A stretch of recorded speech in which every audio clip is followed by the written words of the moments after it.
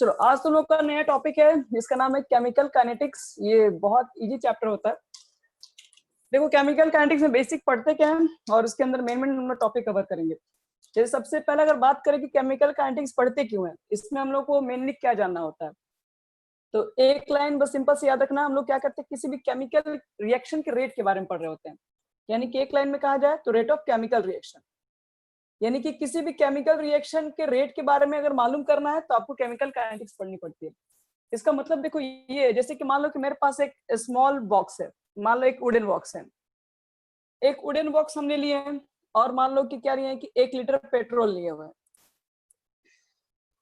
Wooden box ले लोगे, 1 litre petrol ले लोगे और मैं पूछूंगी अगर मैं दोनों को जलाऊंगी तो आसानी से कौन जलेगा, खूब तेजी से कौन जलेगा, किसके जलने की रेट ज्यादा है।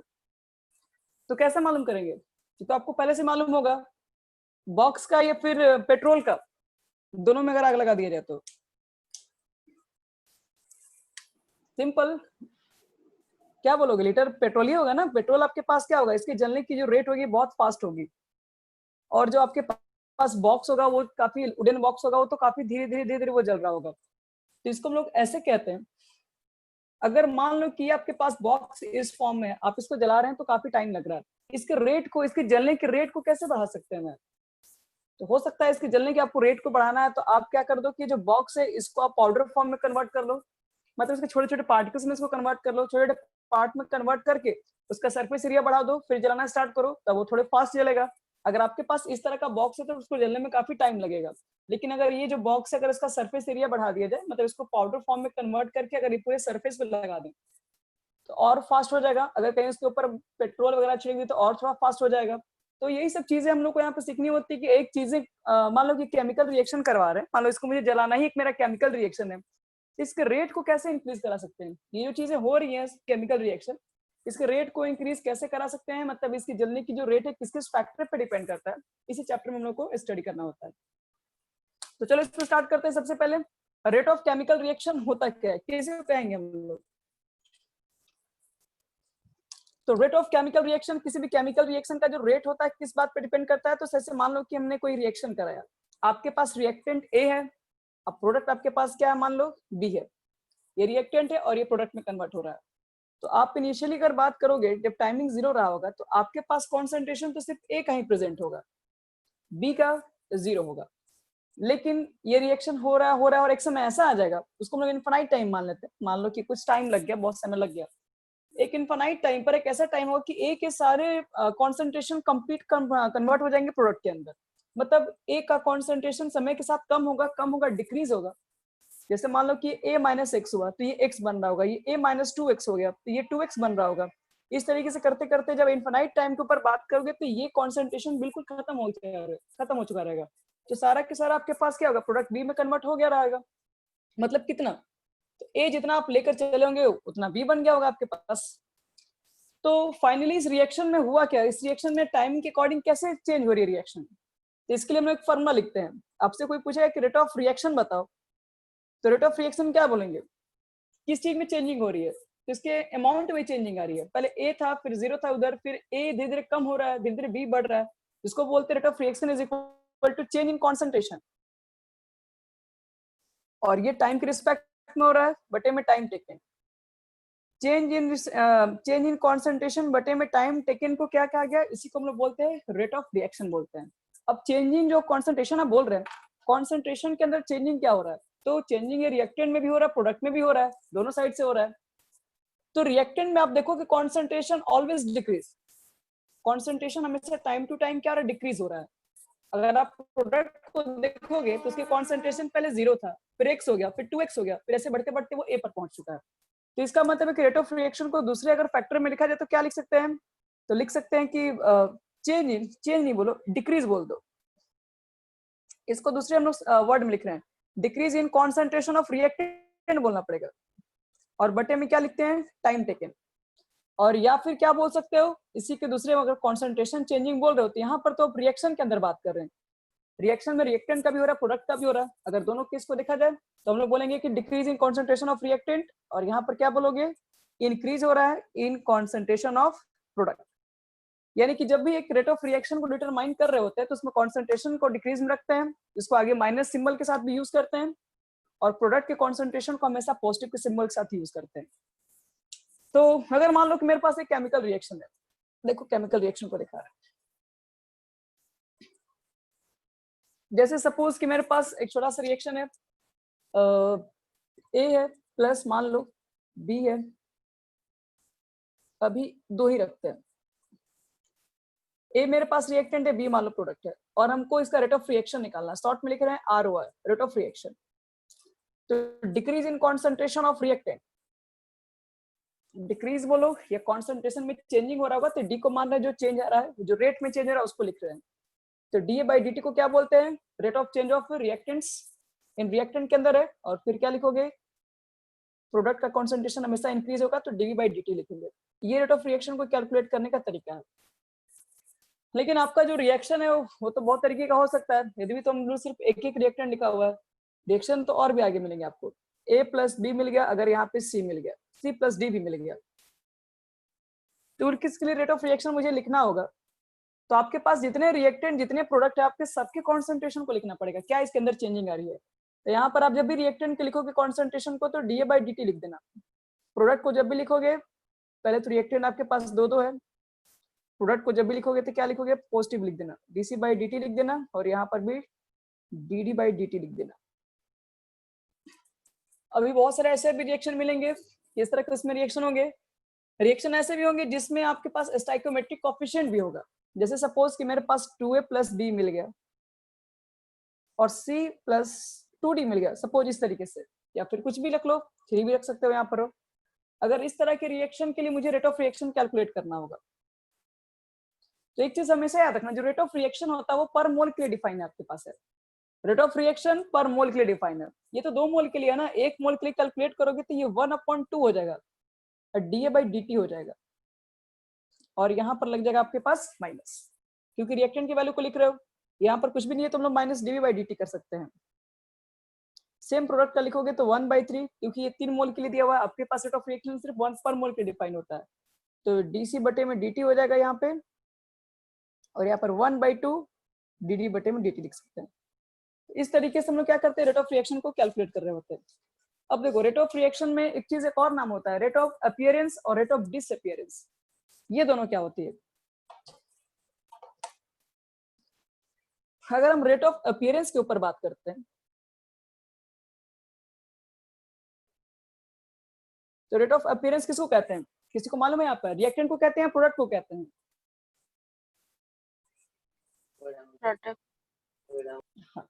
प्रोडक्ट को कहते हैं, क्योंकि टाइम टू टाइम आपके पास जो अपीयर हो रहा है वो प्रोडक्ट हो रहा है, रिएक्टेंट तो हमेशा डिक्रीज होते चला जाता है।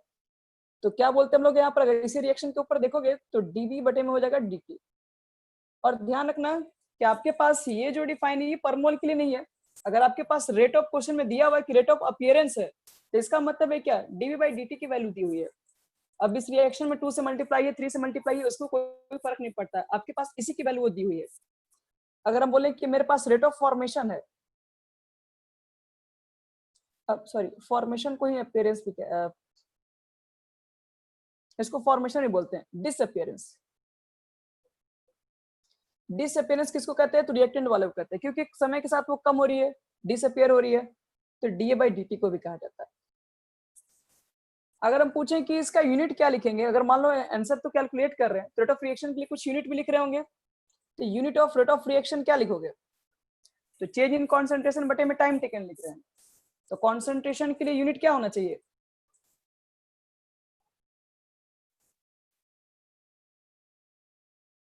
तो कॉन्सेंट्रेशन के लिए क्या लिखते हैं? N/V, मोल्स बटे में वॉल्यूम इन मोल्स पर लीटर। टाइम के लिखोगे सेकंड, तो लिखेंगे finally mole litre inverse second inverse. ये अगर मुझे अपीयरेंस निकालना होगा, डिसअपीयरेंस निकालना होगा, तो इसके लिए है। अब एक छोटा सा रिएक्शन आपको दे रहे हैं, उस रिएक्शन में कैलकुलेट करना होगा, देखो कैसे कैलकुलेट करेंगे।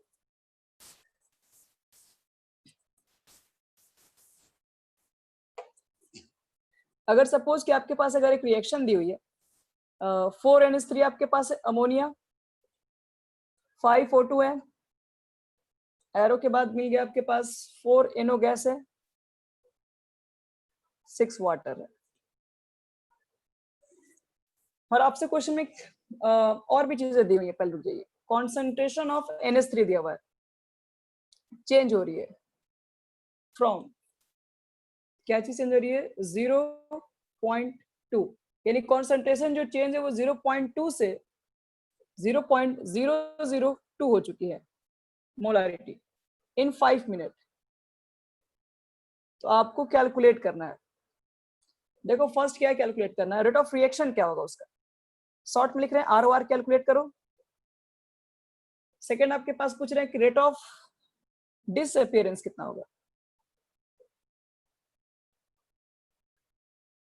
ऑफ O2, और थर्ड आपसे पूछा जा रहा है कि rate of appearance of NO। देखो ऐसे क्वेश्चन अगर मिल जाए आपके पास, इस तरह के क्वेश्चन होंगे, 5 मिनट में बोल रहा है कॉन्सेंट्रेशन 0.2 से 0.002 में कन्वर्ट हो रहा है, तो उसके रेट ऑफ रिएक्शन को क्या लिखा जाएगा,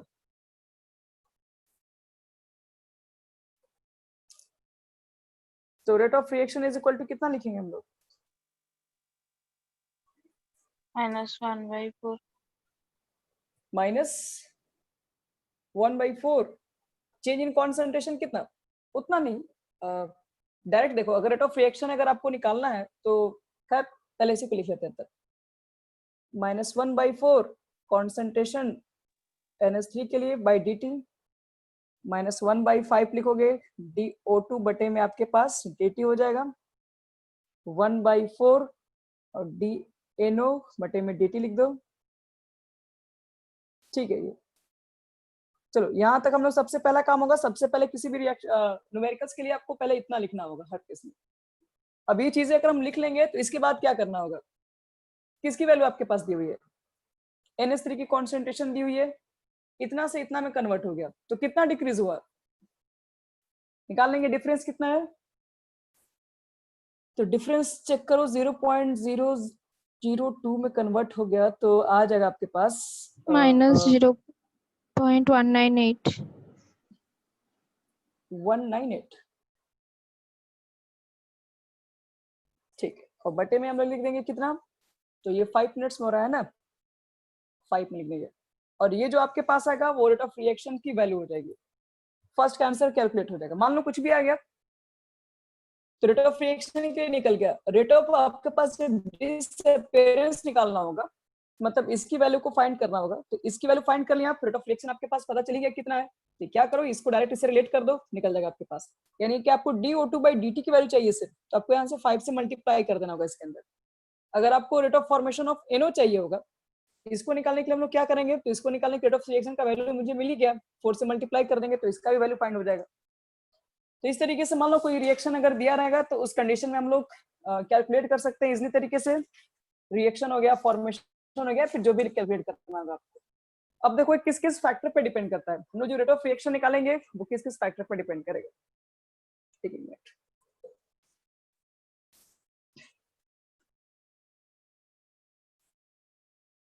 तो रेट ऑफ जो आपके पास रिएक्शन होता है वो कुछ कुछ इंपॉर्टेंट फैक्टर पे डिपेंड कर रहा होता है। सबसे फर्स्ट चेक करते हैं, सबसे पहला ऐसा क्या फैक्टर है जिस पर आपके पास रेट ऑफ रिएक्शन पूरा डिपेंड करता है, तो देखो फैक्टर जो आपके पास रिएक्शन की रेट होती है वो सबसे पहले आपके पास डिपेंड कर रही होती है कि आपने कौन से रिएक्टेंट को लिया हुआ है, मतलब nature of reactant and product, हम लोग इसे बोल सकते हैं शॉर्ट में, यानी फर्स्ट कहेंगे नेचर ऑफ रिएक्टेंट, मतलब आपको जो भी रिएक्शन कराना होगा पहले तो आपको चेक करना पड़ेगा रिएक्शन किसका करा रहे हैं, उसके नेचर पे डिपेंड करता है।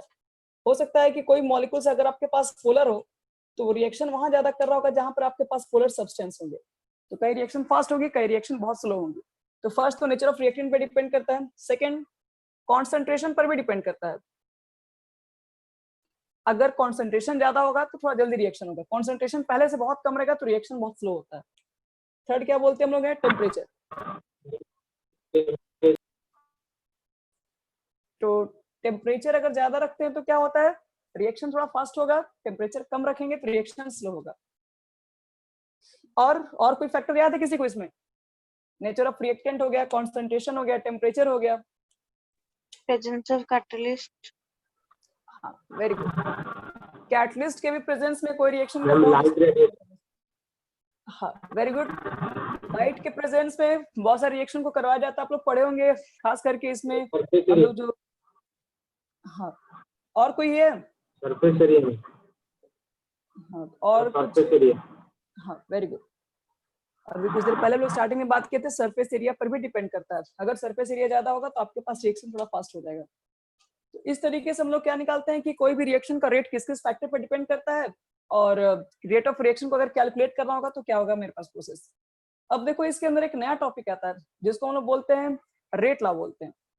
देखो रेट लॉ क्या होता है, उससे हम लोग क्या कैलकुलेट करते हैं, और रेट लॉ किस फैक्टर पर डिपेंड करता है, और rate law law of mass action से कैसे डिफरेंस होता है, क्योंकि दोनों लगेगा ना आप लोग पढ़ रहे हैं तो एक ही जैसा दोनों में फील आएगा, लेकिन थोड़ा थोड़ा डिफरेंस होता है। तो सबसे पहले हम लोग समझते हैं कि एक रिएक्शन का आप लोग नाम सुने होंगे जिसको बोलते हैं elementary reaction. Elementary reaction and बोलते हैं कॉम्प्लेक्स रिएक्शन। ये देखो ये दोनों होता क्या है, ये बहुत जगह रिएक्शन में आपको दिखाई पड़ जाएगा। एलिमेंट्री रिएक्शन का मतलब होता है कि जो रिएक्शन केवल एक ही स्टेप में कंप्लीट हो जाए, जिसको बनाने में मुझे सिर्फ सिंगल स्टेप का जरूरत पड़े बस। जिस रिएक्शन में सिर्फ सिंगल स्टेप में रिएक्शन कंप्लीट हो रहा होगा उसको एलिमेंट्री रिएक्शन कहते हैं। लेकिन जिस रिएक्शन को बनाने में हमको मोर देन वन स्टेप लेना पड़ रहा है, मोर देन वन स्टेप का देखो मतलब है, जैसे मान लो कि मुझे HBr फॉर्म करना है, तो हमें पता है कि H2 + Br2 को निकालते हैं तो HBr बन रहा होता है, लेकिन ये HBr एक स्टेप में नहीं बन रहा होता है। H पहले क्या करता है, H पहले अपने बॉन्ड को तोड़ के पहले सनलाइट की प्रेजेंस में फ्री रेडिकल में कन्वर्ट हो रहा होता है। एक स्टेप तो आपको ये हो रहा होता है। सेम यहाँ पर काम ब्रोमीन के साथ हो रहा होता है, तो Br फ्री रेडिकल्स के फॉर्म में अलग हो जाता है। उसके बाद क्या होता है कि H के फ्री रेडिकल Br के फ्री रेडिकल दोनों आपस में कंबाइन होकर तब जाके HBr फॉर्म हो रहा है। तो इस तरह के जो रिएक्शन है जो कि एक स्टेप में नहीं, इसको कंप्लीट करने के लिए 2-3 स्टेप की जरूरत पड़ती है, तो इसको हम लोग बोलते हैं आपके पास complimentary reaction, sorry complex reaction. और जो रिएक्शन एक ही स्टेप में हो जाए वो कहते हैं हम लोग है एलिमेंट्री रिएक्शन। अब देखो इसमें एलिमेंट्री रिएक्शन कॉम्प्लेक्स रिएक्शन क्यों पढ़ते हैं, क्योंकि हम लोग को जो रेट लॉ होता है उसी की चीज के ऊपर डिपेंड कर रहा होता है। अगर मान लो कि मेरे पास किसी चीज के लिए रेट लॉ अगर मुझे निकालना है, तो मान लो आपके पास एक कोई रिएक्शन हो रही है, जैसे मान लो कि आपके पास एक रिएक्टेंट है या Na मान लो और N1B मान लो, और इधर कोई प्रोडक्ट फॉर्म हो रहा है। तो इसके लिए अगर मुझे law of mass action calculate करना है, ये सब लोग पीछे पढ़ चुके हैं, लॉ ऑफ मास एक्शन कैसे निकाला जाता है, तो बताया गया था कि डायरेक्टली प्रोपोर्शनल होता है किसके, तो product of concentration of reactant के। ए लिखते हो और जो भी पावर में होता है ऊपर लिख देते हैं, या बी लिखते हैं और यहाँ पे जो भी से मल्टीप्लाई होता है उसको पावर में लिखते हैं। ये तो लॉ ऑफ मास एक्शन हो गया। लेकिन रेट लॉ ये नहीं बोलता है। रेट लॉ देखो क्या कहता है, अगर मुझे इसका रेट लॉ कैलकुलेट करना पड़ता है तो रेट लॉ बोलता है कि के भी होगा, ए होगा, पावर में एम तो होगा, बी भी होगा, एन भी होगा। लेकिन रेट लॉ में एक चीज और भी है, एम और जो एन है ये एक्सपेरिमेंटली डिटरमाइन किए जाएंगे। एक्सपेरिमेंटली का मतलब है कि अगर मान लो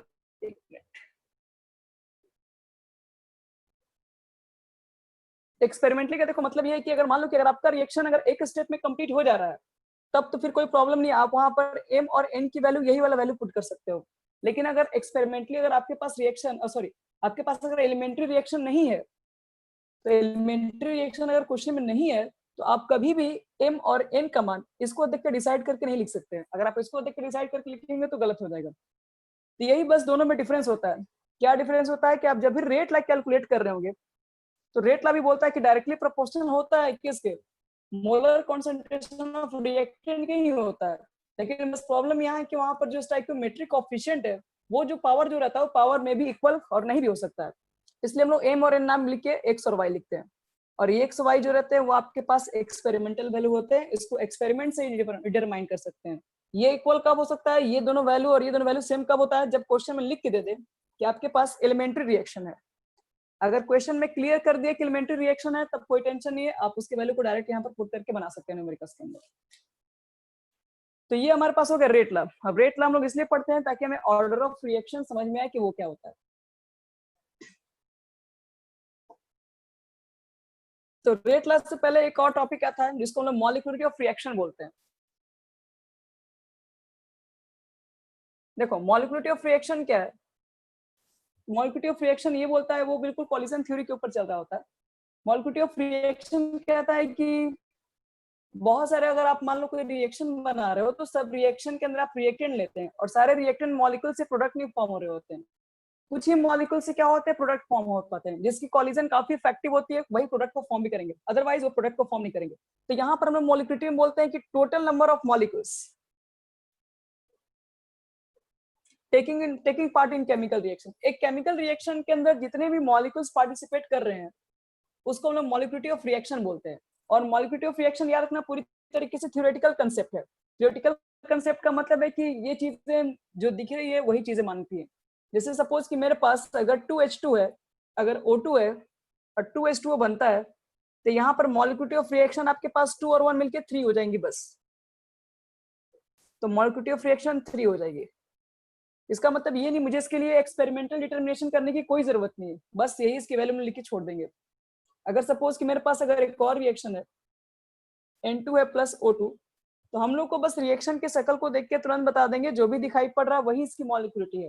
ये 1 हो गया और ये 1 हो गया, तो मॉलिक्यूलिटी इसको हम लोग 2 पुट कर देंगे बस। एक चीज और याद रखना पड़ेगा, मॉलिक्यूलिटी की वैल्यू कभी 0 नहीं हो सकती है। 0 क्यों नहीं हो सकती है? क्योंकि आप कोई रिएक्शन करा रहे होंगे, प्रोडक्ट अगर बन रहा होगा तो जाहिर सी बात है आप कुछ मॉलिक्यूल्स तो लेके चले होंगे, तो मॉलिक्यूलिटी कभी 0 नहीं आ सकती है। क्योंकि मॉलिक्यूल आप जब कुछ भी लेकर चलोगे तो कुछ ना कुछ तो मॉलिक्यूल की वैल्यू लिखोगे, क्योंकि मॉलिक्यूलिटी की डेफिनेशन है कि आप कितने मॉलिक्यूल लेके चलते हैं किसी भी केमिकल रिएक्शन के अंदर। तो मॉलिक्यूलिटी कभी भी 0 नहीं हो सकती है। दूसरी बात वो भी कि फ्रैक्शनल नहीं हो सकती है। फ्रैक्शनल नहीं हो सकती है का मतलब क्या? हम या तो हाइड्रोजन के 2 मॉलिक्यूल लेके चलेंगे या तो 1 मॉलिक्यूल लेके चलेंगे। आधा मॉलिक्यूल का कोई मतलब नहीं है। अब हाफ मॉलिक्यूल लेके चल रहे हैं, इसका क्या मतलब है? इसका कोई मीनिंग नहीं यहाँ पर है। तो मॉलिक्यूलिटी ऑफ रिएक्शन कभी 0 नहीं हो सकती है, कभी फ्रैक्शनल नहीं हो सकती है, और कभी इनफाइनाइट भी नहीं हो सकती है। ऐसा नहीं है कि आप कभी भी इनफाइनाइट नंबर ऑफ मॉलिक्यूल्स लेके चलेंगे, ऐसे भी नहीं है। इसकी वैल्यू फिक्स होती है हमेशा। और अगर कहा जाए तो प्रोबेबिलिटी मतलब मैक्सिमम केस में देखा गया जो आपके पास जो मॉलिक्यूलिटी होती है वो जनरली 3 से ग्रेटर भी नहीं होती है। बहुत होगी तो वो 3 होगी। अगर 3 से अगर ऊपर कभी भी आ रही होती है तो ध्यान में रखना कि वो एक रिएक्शन कॉम्प्लेक्स रिएक्शन हो रहा होता है, वो एक एलिमेंट्री रिएक्शन नहीं हो सकता कभी भी। अगर कभी भी किसी भी रिएक्शन के अंदर मॉलिक्यूलिटी मोर देन 3 है तो उसको ऐसे समझना है कि वो रिएक्शन कभी भी एक एलिमेंट्री रिएक्शन नहीं हो सकता है, वो रिएक्शन कॉम्प्लेक्स रिएक्शन होता है। और उस कॉम्प्लेक्स रिएक्शन के होने में आपके पास क्या होगा, वो 2-3 रिएक्शन आप देखोगे। 2-3 रिएक्शन मान लो कि कोई कॉम्प्लेक्स रिएक्शन हो रहा है सपोज, हम लोग क्या करेंगे तो उसको 3 पार्ट में मान लो करवा रहे हैं, ए से बी बना रहे हैं, फिर बी प्लस सी से कुछ डी बना रहे हैं, और फिर मान लो कि सी प्लस डी प्लस ए से हम लोग मान लो कि बी कुछ बना रहे हैं मान लो, तब जाके मेरा फाइनल प्रोडक्ट बन रहा है। तो ये केसेस में हम लोग क्या देखेंगे, अगर ऐसा केसेस दिखाई पड़ेगा कॉम्प्लेक्स रिएक्शन के अंदर, तो जिस केस में सबसे कम मॉलिक्यूलिटी दिखाई पड़ रही होगी, जैसे फर्स्ट केस में, हम उसी को आंसर कर लेंगे।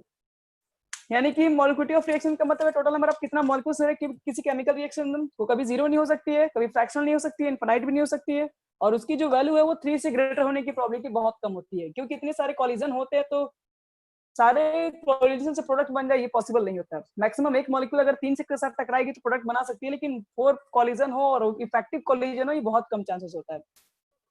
दूसरी बात, अगर इस तरह का अगर कोई कहीं 3 से भी ज्यादा अगर मॉलिक्यूलिटी दिखती है तो उसके मतलब है वो कॉम्प्लेक्स रिएक्शन में कन्वर्ट हो रही होती है। अगर वो कॉम्प्लेक्स रिएक्शन है तो उसको 2-3 पार्ट में ब्रेक कर लो और देखो सबसे कम मॉलिक्यूलिटी जिसके अंदर होगी उसी को हम लोग मॉलिक्यूलिटी ऑफ रिएक्शन मान के चलते हैं। तो ये सब चीजें हम लोग इसलिए पढ़ रहे थे ताकि हम ऑर्डर ऑफ रिएक्शन को कैलकुलेट कर सके। एक रिएक्शन का देखो ऑर्डर क्या है, उसको कैसे फाइंड करते हैं।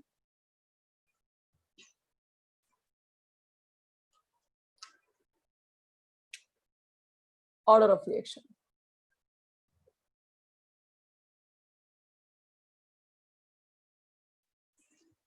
ऑर्डर ऑफ रिएक्शन पहले होता क्या उसको देख लेते हैं, उसके बाद इसको फाइंड करने के लिए इसके ऊपर बहुत सारे एक्सप्रेशन न्यूमेरिकल्स मैक्सिमम कहा जाए तो इस चैप्टर के अंदर इसी के ऊपर ज्यादातर बात होता है। तो देखो ऑर्डर ऑफ रिएक्शन क्या है, कैसे इसको फाइंड करते हैं। तो ऑर्डर ऑफ रिएक्शन को बोलते हैं, अगर मान लो कि मेरे पास अगर कोई एक सिंपल सा अगर रिएक्शन है, जैसे 2A है, 3B है और एरो के बाद 4C है, ऑर्डर ऑफ रिएक्शन आपका ये बोलता है कि जो आप रेट कैलकुलेट करोगे, जैसे आपके आप रेट ला जो निकालते हो वही चीजें यहाँ पर है। पहले इस क्वेश्चन के लिए आप रेट ला कैलकुलेट कीजिए। तो मान लो रेट ला तो यही होता है,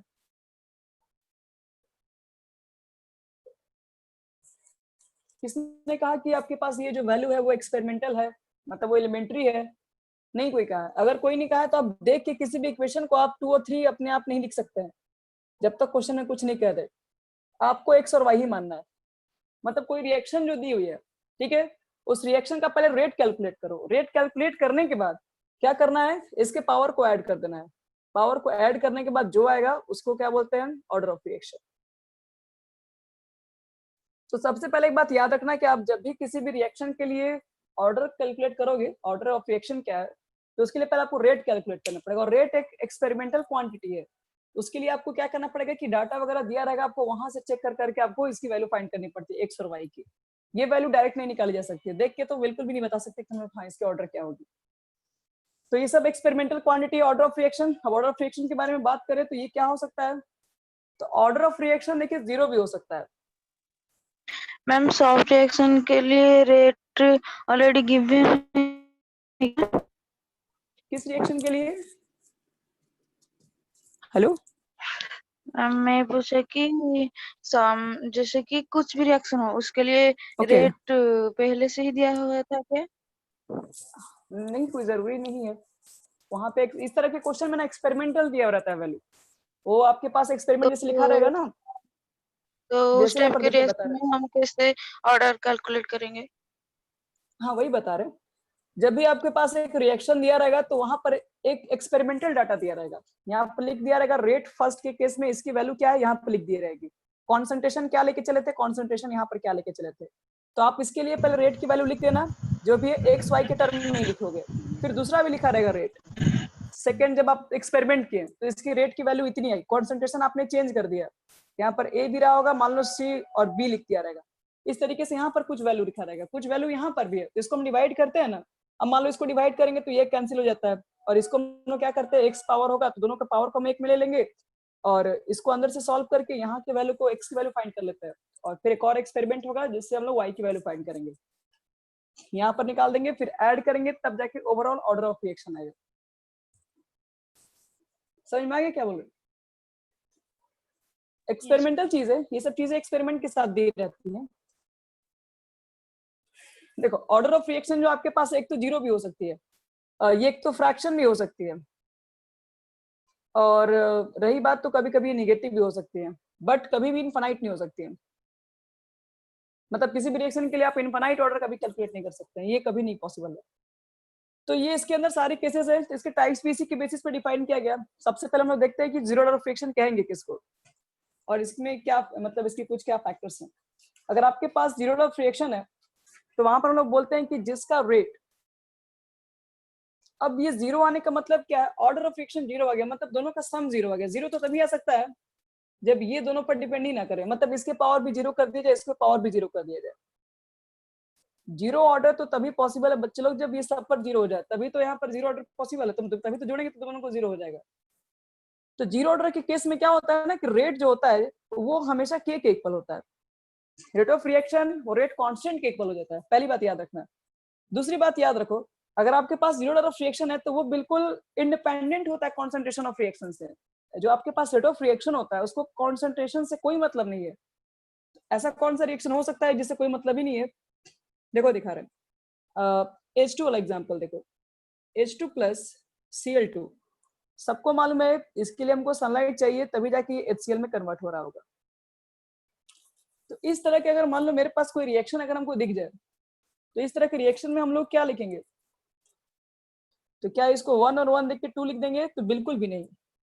ये पूरा रिएक्शन डिपेंड कर रहा होता है सनलाइट के ऊपर। अगर ये लाइट नहीं दिया जाए तो H2 फ्री रेडिकल में कन्वर्ट ही नहीं होगा, Cl2 फ्री रेडिकल में कन्वर्ट नहीं होगा। जब ये कन्वर्ट ही नहीं होगा तो HCl तो फॉर्म करेगा नहीं फिर यहाँ पे। मतलब सब कुछ डिपेंड कर रहा होता है इसके कॉन्सेंट्रेशन पे, नहीं यहाँ पे कॉन्सेंट्रेशन कुछ भी लीजिए कोई फर्क नहीं पड़ता, ये लाइट का होना जरूरी है।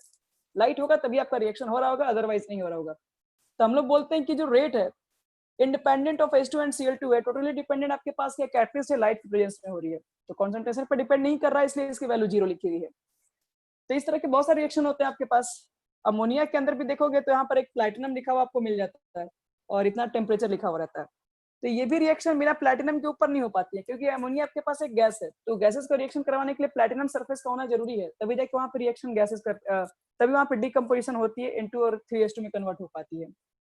तो कुछ रिएक्शन जिसके अंदर कॉन्सेंट्रेशन बिल्कुल बिल्कुल उसका रेट कॉन्सेंट्रेशन पे डिपेंड नहीं करता, वो आपके पास जीरो ऑफ रिएक्शन है।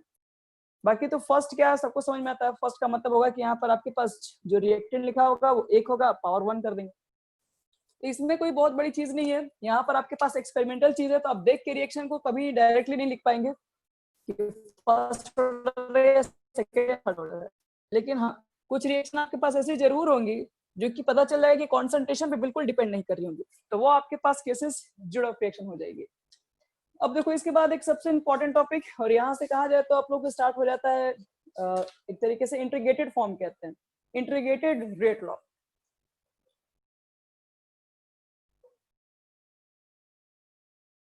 यहाँ से एक टॉपिक भी इंपॉर्टेंट होती है। इंटीग्रेटेड रेट लॉ का देखिए मतलब क्या है, आपको बताना है रेट लॉ का जो फंक्शन है वो अब इंटीग्रेशन के फॉर्म में निकालना होता है। तो डिपेंड करता है कि आपके पास रिएक्शन किस ऑर्डर का है। तो सपोज कि मेरे पास अभी फिलहाल 0 ऑर्डर रिएक्शन है। अगर आपके पास 0 ऑर्डर रिएक्शन है, अगर ए मान लो रिएक्टेंट है, अगर इधर आपके पास प्रोडक्ट लिखा हुआ है, तो आप किसी भी ऑर्डर के लिए निकालने जा रहे हैं तो पहले उसको रेट तो निकालना ही पड़ेगा। और क्वेश्चन में ऑलरेडी गिवन है कि रेट अगर 0 है तब यहाँ पर के लिखो, इसके पावर 0 लिखो, तो रेट इज इक्वल टू आपके पास क्या हो जाएगा के।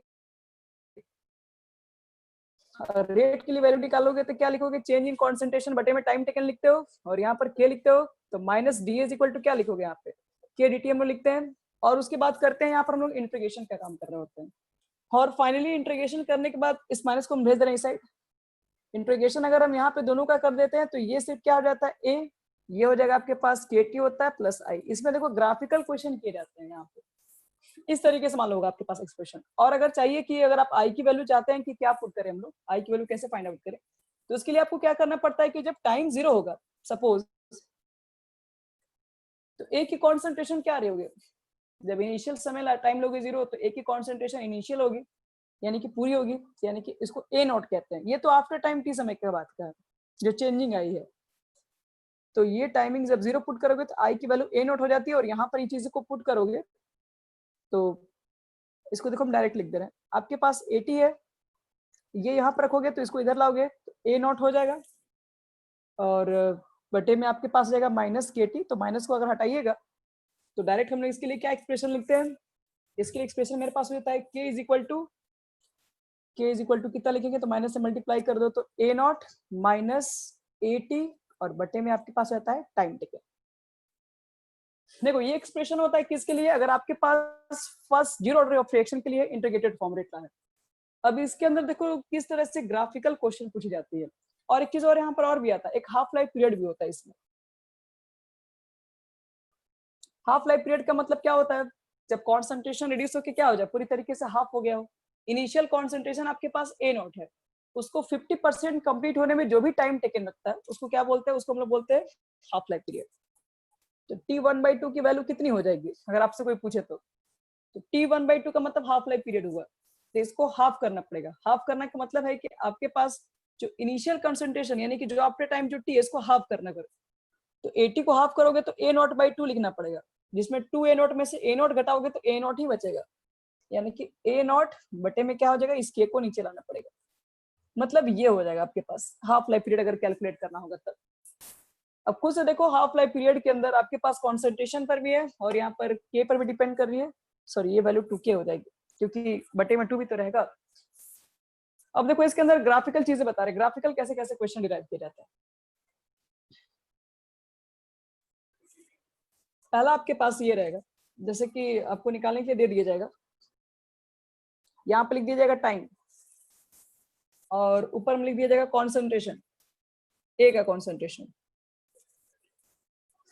और पूछें कि टाइम और कॉन्सेंट्रेशन के बीच में आपके पास अगर 0 ऑर्डर ऑफ रिएक्शन है तो क्या रिलेशन होना चाहिए, किस तरीके का। कॉन्सेंट्रेशन और टाइम के बीच में देख लो किस तरह का आपके पास रिलेशन होना चाहिए, और हो सकता है कि उसका स्लोप भी पूछ दे डायरेक्टली कि इसका स्लोप क्या होगा। तो उसके लिए पहले हम लोग को खोजना ये पड़ेगा, ये y पर है ये x पर है, y is equal to mx plus c का इक्वेशन खोजना पड़ेगा। ये देखो आपको यहां से मिल जाएगा। इस एक्सप्रेशन को ध्यान से देखो, इस एक्सप्रेशन में टाइम को कहाँ रखना है, एक्स एक्सिस पे रखना है, तो एक्स एक्सिस कहाँ पर आपके पास, और कॉन्सेंट्रेशन को रखना है वाई एक्सिस पे रखना होगा। तो इस एक्सप्रेशन को अगर हम लोग लिखें तो क्या लिख सकते हैं, देखो इसको आपको करना पड़ेगा इधर, इसको भेजना पड़ेगा उस साइड, यानी कि ए का कॉन्सेंट्रेशन को यहाँ पर पुट कर दो डायरेक्टली, एक मिनट, और माइनस आपके पास केटी है, और फिर इसको उधर भेजोगे तो प्लस क्या हो जाएगा, ए नॉट हो जाएगा। देखो कुछ इस तरीके से इसका एक्सप्रेशन हो जाएगा।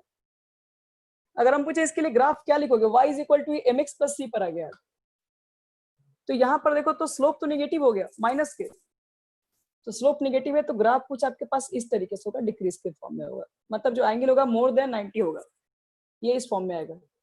और इस पॉइंट पे कोई पूछेगा वैल्यू क्या होगा, तो उस पॉइंट पे y की वैल्यू 0 होगी, y की वैल्यू 0 का मतलब कॉन्सेंट्रेशन आपके पास 0 होगा, ये a नॉट के इक्वल हो जाएगा।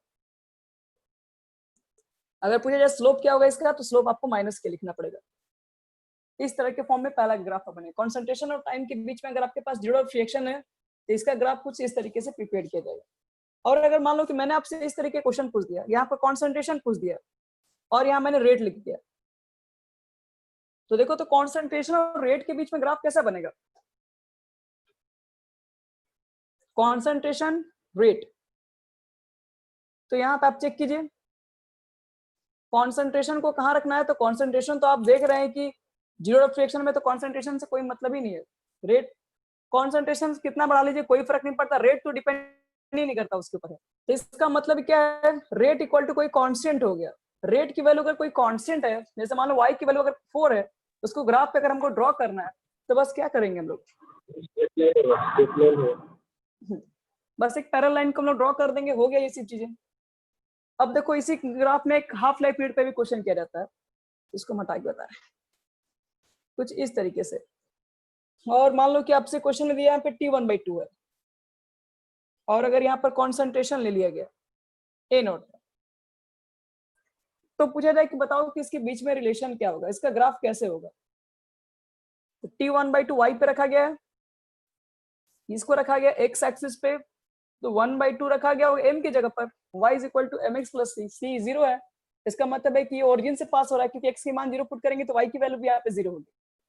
ओरिजिन से पास हो रही है, x की वैल्यू बढ़ाओगे तो y की वैल्यू बढ़ेगी, तो इसका मतलब है कि ये बिल्कुल पूरी तरीके से डिपेंड कर रही है, स्ट्रेट लाइन जाएगी ओरिजिन से पास होते हुए। कुछ इस तरीके से आपका ग्राफ फॉर्म हो रहा होगा। तो अगर हमारे पास जीरो ऑर्डर ऑफ रिएक्शन है तो कॉन्सेंट्रेशन टाइम के बीच में क्या ग्राफ होगा, कॉन्सेंट्रेशन रेट के बीच में क्या ग्राफ होगा, T1/2 और A नॉट के बीच में कैसा ग्राफ होगा, ये तो हो गया। अब मान के चलते हैं कि मेरे पास अगर फर्स्ट ऑर्डर ऑफ रिएक्शन है तो उसके लिए क्या क्या कैलकुलेशन कर सकते हैं।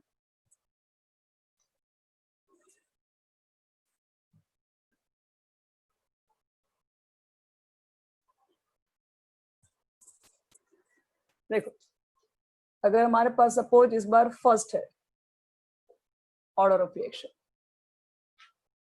तो ये भी बहुत इंपॉर्टेंट है। इसके लिए अगर हम लोग एक्सप्रेशन निकालने जाते हैं तो अब उतना एक्सप्रेशन अभी डिराइव नहीं करेंगे, हम आपको बस डायरेक्टली बता देते हैं आता कितना है। ये तो आपके पास रहेगा, और इसके लिए जब आप कैलकुलेट करोगे तो रेट लिखोगे, पहले तो रेट लाइन निकालना पड़ेगा ऑर्डर ऑफ रिएक्शन के लिए, और सिंस ये डिपेंड करेगा इसका पावर 1 होगा तभी वो फर्स्ट ऑर्डर में कहलाएगा। अब जब इस रेट कैलकुलेट करोगे तो हम लोग लिखते हैं चेंज इन कॉन्सेंट्रेशन, यानी कि डी ए लिख देंगे और बटे में आप डी टी, इसको सॉल्व कीजिएगा फाइनली आप। तो इसको यहाँ भेज के एक मिनट, ए का कॉन्सेंट्रेशन के पावर यहाँ पे कुछ मानना पड़ेगा, चेंज इन कॉन्सेंट्रेशन को हम मान लेते हैं एक रिएक्शन के थ्रू। अगर मान लेते हो कि ए अगर आपके पास रिएक्टेंट है, उधर प्रोडक्ट अगर फॉर्म हो रहा है, मिस्टेक लिखे हुए यहाँ, तो इसकी कॉन्सेंट्रेशन को मान लो ए, इधर की मान लो 0, और आफ्टर टाइम टी के बाद इसके अंदर जो कॉन्सेंट्रेशन में जो चेंजिंग आती है उसको ए माइनस एक्स मान लेते हैं, और ये एक्स प्रोडक्ट फॉर्म हो रहा होता है। तो इनिशियल कंडीशन में तो आपके पास ए होगा, लेकिन आफ्टर टाइम की बट्टी के बाद वो ए माइनस एक्स हो जाएगा। तो यही जब रिएक्शन लिखोगे तो यहाँ पर तो आप ए लिखेंगे, लेकिन यहाँ पर ये ए माइनस एक्स हो रहा होगा। और इसको जब भी चेंज करोगे, चेक करोगे इसके अंदर, फाइनली आपको बता रहे हैं आता कितना एक्सप्रेशन है। ये लगभग सबको मालूम होगा कितना आता है।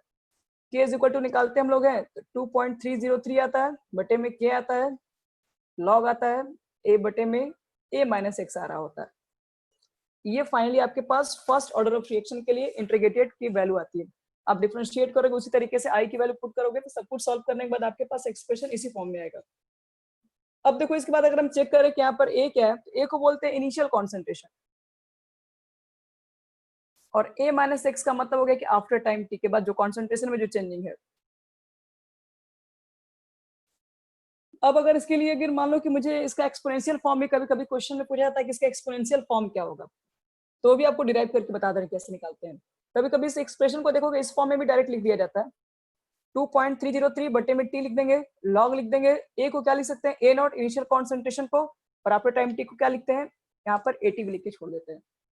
अगर मुझे इसका एक्सपोनेंशियल फॉर्म चाहिए, एक्सपोनेंशियल फॉर्म का मतलब ई की पावर का फॉर्म चाहिए, तो आपको पहले लॉग को पहले एलएन में कन्वर्ट करना पड़ेगा, क्योंकि यहाँ से लॉग निकलेगा तो 10 बेस पर निकलेगा, तो एलएन के फॉर्म में कन्वर्ट करने के लिए ये हटाना पड़ेगा आपके पास, तो 1/t लिखोगे, एलएन ए नॉट बटे में एटी, इससे मल्टीप्लाई कर दोगे फाइनली तो क्या हो जाएगा, ये केटी हो जाएगा, और एलएन हो जाएगा ए नॉट बटे में एटी। तो यहां से देखो ये आपको एलएन को हटाना पड़ेगा इस साइड से, तब जाके एक्सपोनेंशियल फॉर्म ये ले लेगा आपके पास। तो इसको अगर हम लोग इधर भेज देंगे तो कितना हो जाएगा फाइनली, इस बेस में क्या छुपा हुआ रहता है, एलएन के बेस में ई की पावर केटी लिख देना, और ए नॉट बटे में आपके पास एटी हो जाएगा।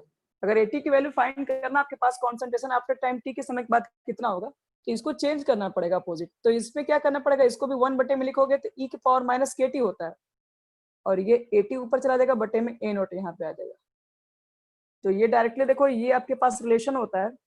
अगर मुझे एक्सपोनेंशियल फॉर्म चाहिए फर्स्ट ऑर्डर ऑफ रिएक्शन के लिए, क्योंकि कभी कभी ग्राफ आपको इसी फॉर्म में ही पूछ देगा, तो याद रखना इसके अंदर इसका ये एक्सप्रेशन ई की पावर माइनस केटी होता है, और इसके साथ मल्टीप्लाई होता है ए नॉट मल्टीप्लाई हो जाता है।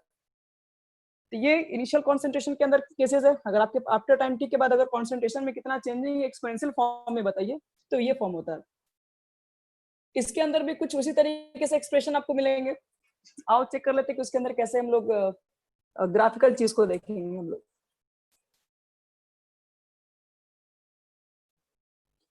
ग्राफिकल चीज के लिए पहले आपको क्या करना पड़ेगा, जैसे मान लो कि आपको इस तरह का ग्राफ दे दिया, यहाँ पर आपको दे दिया टाइम टी, और यहाँ पर ले दिया लॉग ले दिया, और ए का कॉन्सेंट्रेशन दे दिया। ए का कॉन्सेंट्रेशन का मतलब है आफ्टर टाइम टी, मतलब कॉन्सेंट्रेशन जो ए पे चल रहा है, और पूछ देगा कि बताओ कि इस एक्सप्रेशन ये फर्स्ट ऑर्डर ऑफ रिएक्शन के लिए है, और या फिर आपको ग्राफ देख के भी पूछ सकता है कि किस ऑर्डर ऑफ रिएक्शन का है ये, या फिर क्वेश्चन इस तरह का देख के पूछ देगा स्लोप बताओ, अगर फर्स्ट ऑर्डर ऑफ रिएक्शन के लिए है तो इसके लिए स्लोप क्या होगा, पहले हमको वहां तक कैलकुलेट करना पड़ेगा। k इज इक्वल टू हम लोग लिखते हैं कितना, 2.303 बटे में t लिखोगे, लॉग लिखोगे, a बटे में आपको चाहिए होगा a माइनस एक्स, ठीक है, या फिर शॉर्ट में लिखो a नॉट बटे में 80 लिखो। देखो t को रखना x एक्सिस पे, ध्यान रखना इसमें, और इसको रखना आपके पास है y एक्सिस पे। तो y एक्सिस पर रखने के लिए पहले तो ये यहाँ पर आपके पास है, तो पहले तो इसको सेपरेट करना पड़ेगा, इसको सेपरेट करो, kt लिखोगे, और बटे में भेजना पड़ेगा क्या चीज, 2.303 इज इक्वल टू क्या लिखोगे, लॉग m बटे n का फॉर्मूला सेट कीजिए, log a not minus log 80 यहाँ पर हो जाएगा। इसको आपको इधर भेजना पड़ेगा, क्योंकि आपको इसको रखना है y एक्सिस पे, तो इसको यहाँ लाना पड़ेगा। इज इक्वल टू आपके पास कितना हो जाएगा, माइनस केटी बटे में 2.303 और प्लस लॉग ए नॉट। चलो तो ये एक्सप्रेशन देख के बताओ इसका स्लोप कितना होगा,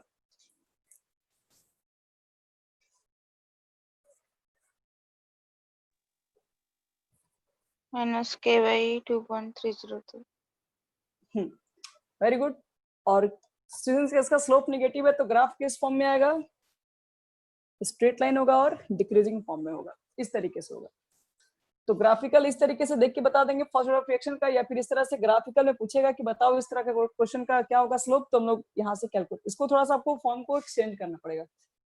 अगर इस क्वेश्चन के लिए अगर मुझे हाफ लाइफ पीरियड को भी कैलकुलेट करना पड़े तो कैसे कैलकुलेट करते हैं, तो कुछ है नहीं आपके पास, ये जो आपके पास 80 है वो a0/2 कर देना, क्योंकि यहाँ पर हमको 50% रिएक्शन होने में जो टाइम टेकन लगता है, तो a0/2 करोगे तो a0 ऊपर से कैंसिल होगा, log 2 हो जाएगा, log 2 की वैल्यू फाइनली पुट करोगे, तो पुट करने के बाद आपके पास एक्सप्रेशन हो जाता है 0.693 बटे में होता है के, इसके को यहाँ लाना पड़ेगा। तो ये फर्स्ट ऑर्डर फ्रिक्शन के लिए हाफ लाइफ पीरियड होता है। और ध्यान रहे कि फर्स्ट ऑर्डर के लिए आप हाफ लाइफ पीरियड कैलकुलेट करते हो कि आपका कोई कॉन्सेंट्रेशन नहीं है, मतलब ये इंडिपेंडेंट हो जाता है। वही चीज अगर आपसे फिर से पूछ दें यहाँ पे T1/2 लिख के दे दिया जाए और यहाँ पे कॉन्सेंट्रेशन लिख के दे दें, कोई फर्क नहीं पड़ेगा, ये पैरेलल लाइन होगा, क्योंकि ये तो कांस्टेंट हो गया वैल्यू पूरा। तो half life period for first order of reaction independent होता है कॉन्सेंट्रेशन ऑफ रिएक्शन के। तो इस तरीके से आपके पास मेनली आपको दो ही चीज के अंदर पढ़नी होती है, एक जीरो ऑफ रिएक्शन के ऊपर, एक आपके पास होती है फर्स्ट ऑर्डर रिएक्शन के लिए। इसके ऊपर बहुत सारे न्यूमेरिकल्स हैं। न्यूमेरिकल्स का मतलब है कि दिया रहेगा आपके पास क्वेश्चन के अंदर कितना परसेंटेज रिएक्शन को कंप्लीट होने में क्या टाइम टेकन लगेगा, तो वो सब फॉर्मूला पर सेट हो जाएगा आपका, तो उसमें कोई बहुत बड़ा चीज नहीं है। अब देखो इसमें एक नया टॉपिक बताते हैं, इसका नाम है pseudo order of reaction.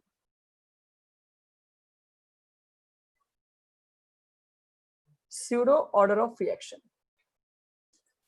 Pseudo order of reaction क्या है, ये थोड़ा सा अभी तक का नया है।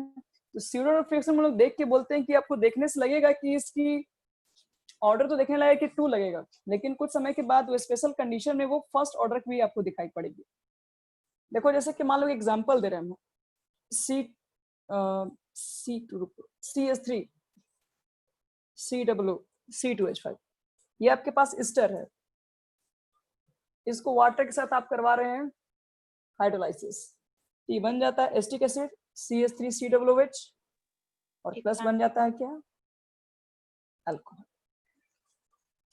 अब इस रिएक्शन के लिए मुझे रेट कैलकुलेट करना पड़ेगा, तो आप तो देख के बोल देंगे इसका रेट क्या होगा, एक तो ये होगा और एक वाटर होगा। मतलब कि कहा जाए तो देखने से लग रहा है ये 2 ऑर्डर का है ये, लेकिन 2 ऑर्डर का भले ही ये रिएक्शन हो रहा है, लेकिन ये स्पेशल कंडीशन है। देखिए सारे रिएक्शन वाटर के अंदर ही हो रहा है, आप क्या कर रहे हो, वाटर के अंदर लेके रखे हैं एस्टर, और जो फॉर्म हो रहा है ये सब वाटर के अंदर ही फॉर्म हो रहा है, वो भी लिक्विड के फॉर्म में सब कुछ है। इसका मतलब है कि हम पूछे वाटर का कॉन्सेंट्रेशन में कितना चेंजिंग है, कोई चेंजिंग नहीं रहेगा। आप जितना लेके चलेंगे आपको लगेगा कि पूरे रिएक्शन में वाटर का कोई रोल नहीं है, वो तो पूरा उसके अंदर जितना था अभी भी उतना ही है। तो सिंस इसके अंदर वाटर तो कांस्टेंट हो गया, इसका तो कोई रोल इसके अंदर नहीं रहा, तो आप एक ही रिएक्शन में 2 कांस्टेंट लिख रहे हैं, उधर भी के लिख रहे हैं, इधर भी कांस्टेंट को लिख रहे हैं, यही चीजें आपस में मल्टीप्लाई होकर सिर्फ एक ही बन जाती है, और वो आपके पास हो जाता है pseudo order reaction. Pseudo order reaction में आपको देखने से लगेगा कि इसका ऑर्डर 2 है, लेकिन स्पेशल कंडीशन होती है वो फिर 1 ऑर्डर में कन्वर्ट हो जाती है, तो उस तरह के रिएक्शन को बोलते हैं स्यूडो ऑर्डर ऑफ रिएक्शन। ध्यान रखना किसी एग्जांपल को अगर कहीं मिल जाए तो उसको देख के आंसर 2 मत कर देना कि इसका ऑर्डर ऑफ रिएक्शन 2 हो गया। अब देखो इसके बाद एक आता है कॉलिजन थ्योरी, जो कि कहा जाए तो लास्ट एक तरीके से थ्योरी होता है। एक मिनट,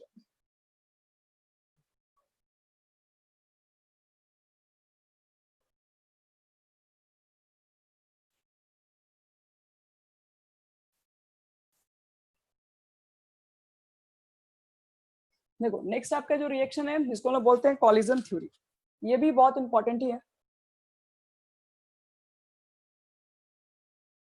लेकिन ये सब चीजें ना बिल्कुल इस पे न्यूमेरिकल से ये सब बेस है तुम्हारा थ्योरेटिकल चीजों पर। कॉलिजन जो थ्योरी होती है वो बेस्ड होती है, पहली बात याद रखना, काइनेटिक थ्योरी ऑफ गैसेस के ऊपर। ये काइनेटिक थ्योरी ऑफ गैसेस के ऊपर पूरी तरीके से बेस्ड होती है, और ये थ्योरी देखो क्या कहती है, ये थ्योरी कहती है कि अगर आपके पास बहुत सारे रिएक्टेंट मॉलिक्यूल्स हैं, प्रोडक्ट में तभी कन्वर्ट हो पाएंगे जब वो कॉलिजन करेंगे। रिएक्टेंट मॉलिक्यूल आपस में कॉलिजन कर रही होती है और फिर वो प्रोडक्ट के फॉर्म में कन्वर्ट कर रही होती है।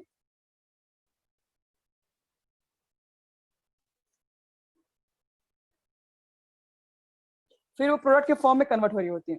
लेकिन ये भी चीज याद रखना पड़ेगा इसके अंदर कि आपके पास अगर मान लो कि 100 मॉलिक्यूल्स का आपस में कॉलिजन हुआ, तो इसका मतलब ये नहीं है कि 100 मॉलिक्यूल से आप प्रोडक्ट बना देंगे, नहीं।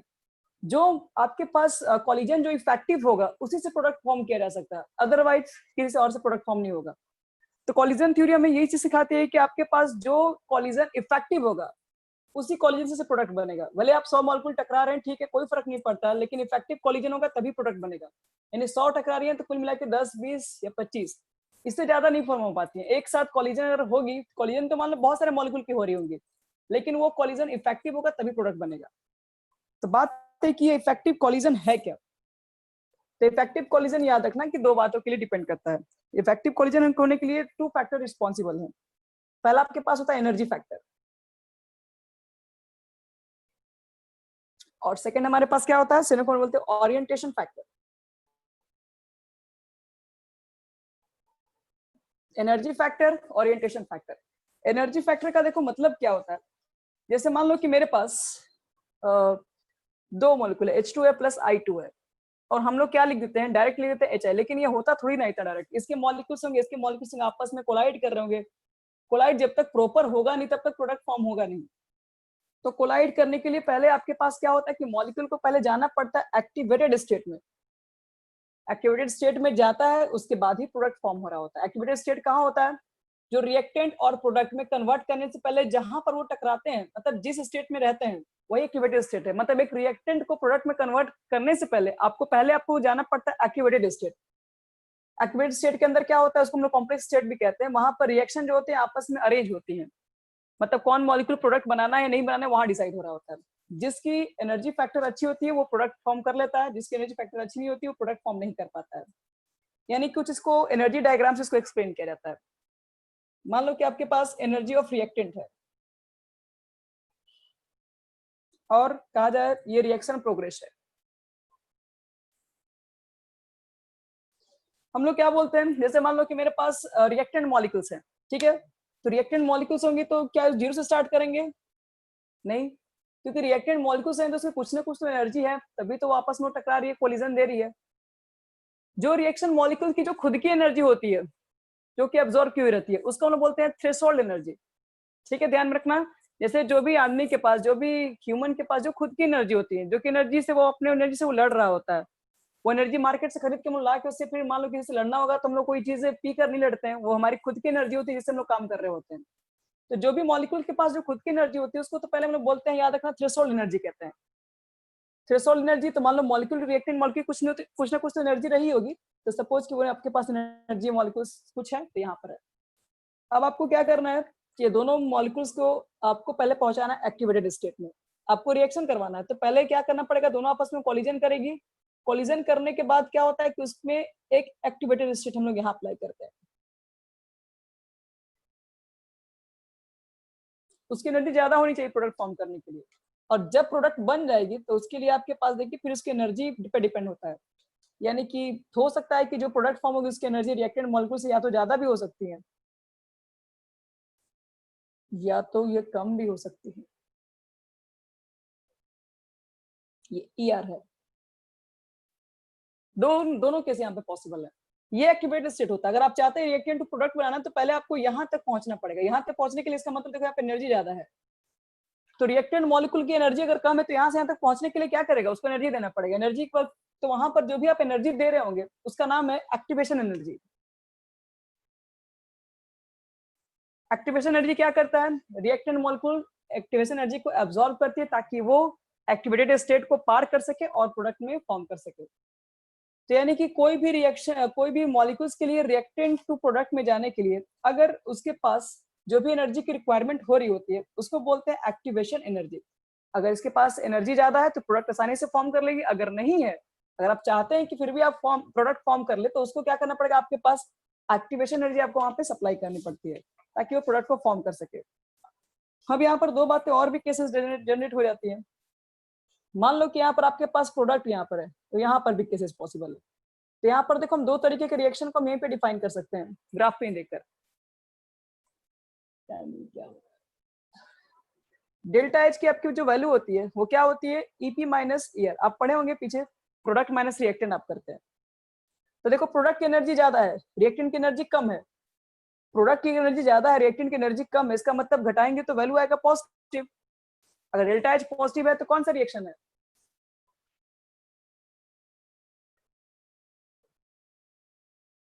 एंडोथर्मिक।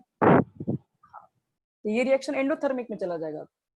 और आपके जो प्रोडक्ट की जो एनर्जी है अगर वो कम है, रिएक्टेंट की अगर ज्यादा है, तो डेल्टा एच जाहिर सी बात है अब यहाँ पर निगेटिव हो जाएगी, तो एक्सोथर्मिक रिएक्शन हो जाएगा। तो इस तरीके से यहाँ पर एक नया टर्म एक्टिवेशन एनर्जी भी डिफाइन होता है। और दूसरी बात कि अगर आप चाहते हैं कि कोई भी मॉलिक्यूल्स प्रोडक्ट फॉर्म करें ही तो आपको क्या करना पड़ेगा, तो आपको ध्यान रखना पड़ेगा कि जो रिएक्टेंट मॉलिक्यूल की एनर्जी है वो ज्यादा होनी चाहिए या फिर इक्वल होनी चाहिए इससे एक्टिवेशन एनर्जी से। अगर रिएक्टेंट के मॉलिक्यूल्स अगर ज्यादा या फिर इक्वल एक्टिवेशन एनर्जी के तो आपके पास प्रोडक्ट फॉर्म होने के चांसेस 100% है। ये पहला एनर्जी फैक्टर इस बात पर डिपेंड करता है। और अगर कहा जाए ओरिएंटेशन का क्या मतलब है, क्योंकि पहला तो बोले थे एनर्जी फैक्टर जरूरी होता है, दूसरा होता है ओरिएंटेशन फैक्टर। ओरिएंटेशन फैक्टर का मतलब होता है कि दो मॉलिक्यूल जब आपस में कोलाइड कर रही होती है तो डिपेंड करता है कि वो किस तरह से कोलाइड कर रही है, वो बहुत कुछ डिपेंड कर रहा होता है। क्योंकि जब तक आपका कोलिजन सही ढंग से नहीं होगा, आपका सही ढंग से ओरिएंटेशन नहीं होगा, तो आप प्रोडक्ट फॉर्म नहीं कर सकते हैं। मतलब मान लो किसी मॉलिक्यूल्स को अगर कहीं पर अटैक करना होगा मान लो कोई प्रोडक्ट बनाना ही है, जैसे मान लो कोई भी हम लोग मॉलिक्यूल्स लेके कोई न्यूक्लियोफाइल लेके आते हैं, इसको मान लो इससे रिएक्शन करना होगा। रिएक्शन करने के लिए अगर मान लो कि आपके पास CH3 छोटे छोटे ग्रुप है तो ये आसानी से मान लो अटैक कर लेगा कार्बन के पास। लेकिन अगर मान लो काफी इसके ऊपर बड़े बड़े ग्रुप लगे हुए हैं, CH3 CH3 CH3 और यहाँ पर H, अब न्यूक्लियोफाइल को अटैक करना है, तो ये जो ओरिएंटेशन है उसको मुड़ के करना पड़ेगा। तो इसका मतलब है कि इसका बोलेंगे कि इसका अच्छा ओरिएंटेशन नहीं है। ओरिएंटेशन अच्छा नहीं रहेगा तो आपके पास प्रोडक्ट के फॉर्मेशन बहुत कम हो जाते हैं। तो इसलिए याद रखना, इसके अंदर ओरिएंटेशन का मतलब यही होता है कि आपके पास जो भी रिएक्शन हो रही होती है तो आप उसको देखो प्रॉपर वे में है या नहीं। वो मतलब वो एक दूसरे के उसको न्यूक्लियस को अटैक करने में उस कार्बन के अगल बगल कोई ज्यादा बल्कि ग्रुप नहीं होनी चाहिए, ज्यादा हिंड्रेंस नहीं होनी चाहिए। जितनी आसानी से रिएक्शन होंगी उतनी ज्यादा आपके पास प्रोडक्ट फॉर्म होने की चांसेस है। अगर ज्यादा यहाँ पर कोई बल्कि ग्रुप होगा, इसको अटैक करने में प्रॉब्लम होगा, तो रिएक्टेंट प्रोडक्ट फॉर्मेशन बहुत कम हो जाएगा। तो पहली बात तो याद रखना कि अगर आपके पास ओरिएंटेशन अच्छा होनी चाहिए। दूसरी बात आपको बता दी इसके अंदर कि एनर्जी फैक्टर आपके पास ग्रेटर देन या फिर इक्वल टू एक्विजिशन एनर्जी होनी चाहिए। और इसको हम लोग ऐसे भी बोलते हैं E/RT। इसको इफेक्टिव कोलिजन भी बोलते हैं हम लोग। इफेक्टिव कोलिजन की अगर वैल्यू है तो इसी को नाम दिया गया, इसका जो वैल्यू होनी चाहिए इसके इक्वल होनी चाहिए। अगर आपके पास इफेक्टिव कोलिजन है तो वो वैल्यू इसके इक्वल आती है, -E/RT के इक्वल है। अगर ये वैल्यू अगर मान लो कि तुम्हारे पास अगर है किसी भी मॉलिक्यूल्स के लिए, तो बोलेंगे कि हाँ यहाँ पर फिक्स है, वो आपके पास प्रोडक्ट फॉर्मेशन कर सकती है। अब इसके बाद कुछ नहीं है, इसके बाद एक लास्ट इक्वेशन होता है इस चैप्टर के अंदर जिसको हम बोलते हैं अर्हेनियस इक्वेशन। देखो अर्हेनियस में कुछ करना आपको नहीं है। अर्हेनियस ने क्या किया था कि एक थ्योरी दिया था, बस आपको उस थ्योरी को डिराइव भी नहीं करना, बस थ्योरी को याद रखना है बस। अर्हेनियस ने क्या बोला था, अर्हेनियस ने एक रिलेशन दिया था। वो रिलेशन किसके किसके बीच में था, अर्हेनियस का रिलेशन। देखो अर्हेनियस का जो रिलेशन था आपके पास वो टेम्परेचर और रेट कांस्टेंट के बीच में था। इसी से हम लोग क्या करते हैं, अर्हेनियस इक्वेशन इसी के लिए हम लोग पढ़ते भी हैं। तो अर्हेनियस का मेन इक्वेशन हमको ध्यान रखना पड़ता है, क्या होता है कि K = A E⁻⁰ होता है। ये एक्सप्रेशन को बोलते हैं अर्हेनियस इक्वेशन, ठीक है। और इस इक्वेशन को आप डिराइव कर दोगे तो आगे तो आपके पास फाइनल इक्वेशन log K2/K1 आ जाएगा। और इसको फाइनली तोड़ोगे तो E आता है 2.303 T2 - T1/T2 × T1।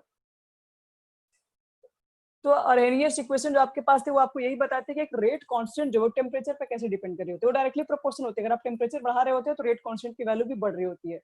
तो यही रिलेशन अर्हेनियस ने दिया हुआ था, इस रिलेशन को बस ध्यान में रखना है। और ये जो आपके पास एक्सप्रेशन है इसी को सॉल्व करके हम लोग लाते हैं और कुछ न्यूमेरिकल्स इसके ऊपर होंगे। तो आज इसके ऊपर का जो न्यूमेरिकल्स होगा या फिर जो भी मेन टॉपिक होगा MCQ टाइप का क्वेश्चन आपको हम सेंड कर देंगे। बस इसमें यही आपके पास सारी जो चीजें इंपॉर्टेंट बता